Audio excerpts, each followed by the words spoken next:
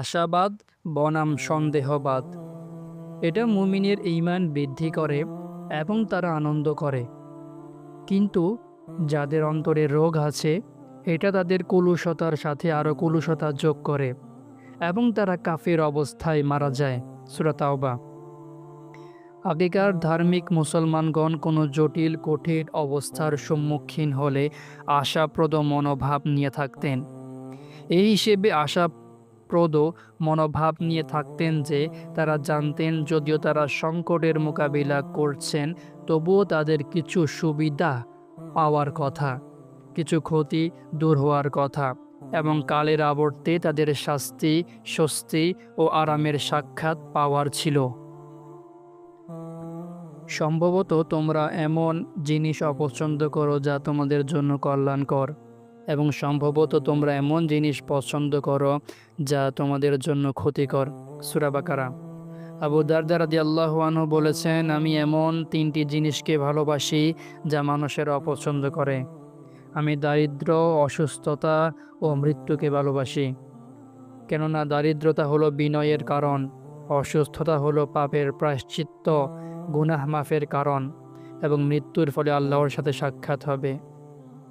কিছু কিছু আরব কবি দরিদ্রতাকে চরম ঘৃণা করত, যা নিম্নের কবিতার পঙ্খোক্তি হতে বোঝা যায়, এবং সেখানে কবি দাবি করেছেন যে এমনকি কুকুররাও দরিদ্রদেরকে ঘৃণা করে।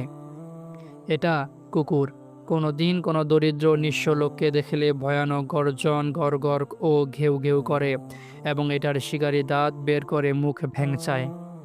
নবী ইউসুফ আলাইসাল্লাম জেলখানায় বন্দী হওয়া সম্বন্ধে বলেছেন, হে আমার প্রভু, তারা আমাকে যেদিকে ডাকে তার চেয়ে আমার নিকট জেলখানায় অধিক পছন্দনীয়। অনেক ধার্মিকেরাই মৃত্যুকে স্বাগতম জানিয়েছেন। মুআজ রাদিয়াল্লাহু আনহু বলেছেন, মৃত্যুকে অভিনন্দন, এটা এমনই প্রিয় যেটা প্রয়োজনের সময় এসেছে, এবং যে ব্যক্তি তার জীবনের পাপের জন্য অনুতপ্ত হয়, তাওবা করে, সে সফলকাম। যদিও অন্যরা মৃত্যু থেকে পালাতে চেষ্টা করেছে এবং এর আগমনকে অভিশাপ ও গালি দিয়েছে। উদাহরণস্বরূপ, ইহুদিরা জীবনের জন্য বা বেঁচে থাকার জন্য সবচেয়ে বেশি লোভী। মহান আল্লাহ তাদের সম্বন্ধে বলেছেন, হে মুহাম্মদ, আপনি বলে দিন যে মৃত্যু থেকে তোমরা পালিয়ে বেড়াচ্ছ তা অবশ্যই তোমাদের সাথে সাক্ষাৎ করবে। সূরা জুমআ। আল্লাহর রাস্তায় শহীদ হওয়া ধার্মিকদের স্বপ্ন ও আনন্দদায়ক আকাঙ্ক্ষা। কেউ কেউ তাদের ব্রত পূর্ণ করেছে এবং শাহাদাত বরণ করেছে, আর কেউ কেউ শাহাদাতের অপেক্ষায় আছে। সূরা আল আহজাব। পক্ষান্তরে অনেকেই মৃত্যুকে অপছন্দ করেছে এবং মৃত্যু থেকে পালাতে চেষ্টা করেছে। এক মরুবাসী আরব বলেছেন, আল্লাহর কসম, আমি আমার বিছানায় থেকে মরতে অপছন্দ করি।